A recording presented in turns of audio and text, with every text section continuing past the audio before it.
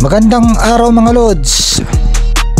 Pag-uusapan natin mga kaganapan sa boxing. Al Sheikh gusto ilaban si Inoue kay Nick Ball o Nakatani sa December. Casimero may paraan para makalaban na si Inoue. Kamahalan Turkey Al Sheikh gusto makita ang laban ni Naoya Inoue kontra WBA featherweight champion Nick Ball o kaya Junto Nakatani. Kaso lang daw ayaw ni Inoue na umakyat sa featherweight ngayong taon na ito. Kaya malamang si Junto Nakatani ang ipapalaban ni Turkey Al Sheikh kay Inoue sa December bilang card ng Riyadh season na pag-aari ni Turkey Al Sheikh. Mas gusto daw ni kamahalan Turkey Al Sheikh na si Junto Nakatani ang makalaban ni Inoue kaysa kay Murodjon Akhmadaliev sa December. Pero kung hindi daw mangyari ito sa December, basta gusto daw niya itong pagganapin balang araw. Ang susunod na laban ni Inoue ay kontra WBC mandatory challenger na si David Picasso ng Mexico na gaganapin sa US sa buwan ng Hunyo. Tapos balik Japan si Inoue sa September, wala pang potential na kalaban. Tapos sa December naman sa Riyadh season, debut niya nagaganapin sa Riyadh, Saudi Arabia. Abangan natin, malay natin baka gustuin bigla ni Inoue umakyat para sa pang-5 division world title niya kontra power puncher na si Nick Ball. Magandang bakbakan din yon. Samantala, unbeaten super bantamweight prospect Carlames Wonderboy Martin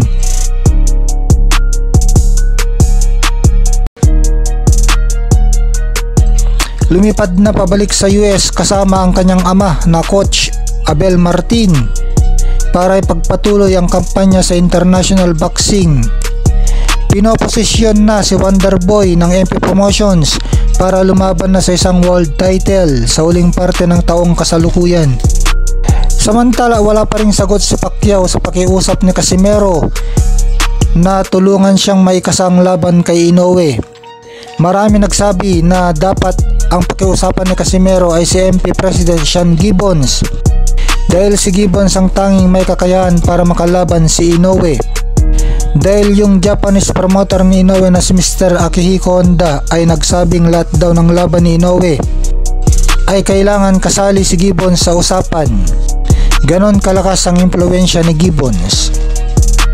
Samantala, Juan Manuel Marquez sinabi na dahil aakyat na ng 2 weight classes si Terence Crawford para labanan si Canelo Alvarez sa September, ay tingin ni Juan Manuel Marquez na hindi kakayanin ni Terence Crawford. Ay tingin ni Juan Manuel Marquez na hindi kakayanan ni Terence Crawford ang lakas ni Canelo Alvarez. Kaya knockout lang daw ang sasapitin ni Terence Crawford kay Canelo. Ayaw naman ni Marquez sa makakalaban ni Canelo sa Mayo na si William Skull, maski world champion ito, kasi hindi naman daw kilala ito. Maski siya, hindi nga raw niya kilala ito.